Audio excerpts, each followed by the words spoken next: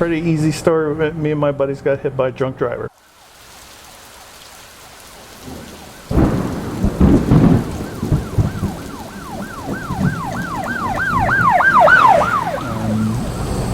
I left the car minutes before the accident, and the person died who moved into my seat. And what do you feel?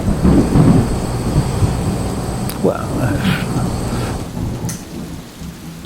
so when I talk about trauma as the big T trauma, you know, the life and death kinds of things that happen for a combat veteran, the kinds of things that happen when you're in a car crash that comes at you and you think you're going to die. Those are kind of large T traumas that people talk about because the life and death aspect is so apparent. The small T trauma stuff that people begin to talk about and sometimes want to discount, but are just as powerful, are those little events that happen cumulatively that are violence to you because of the family you live in, because of the relationship you're in, because of your poverty, because of your limitations. You know, all of those things are just as powerful because they bring us back to this life and death place.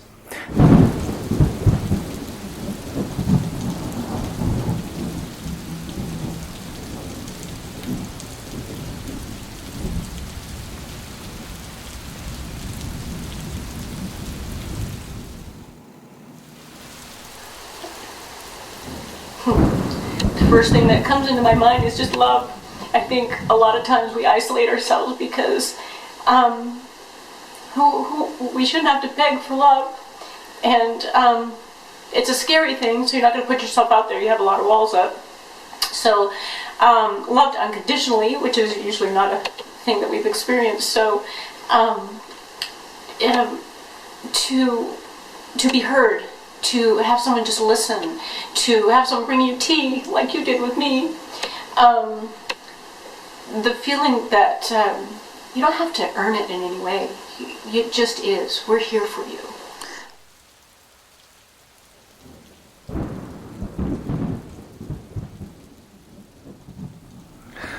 So, and in the same way that when you let yourself engage with somebody, when you say, how bad is it?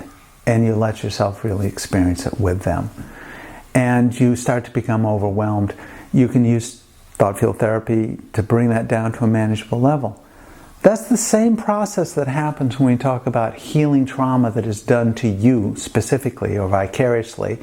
And you can be better, you can heal.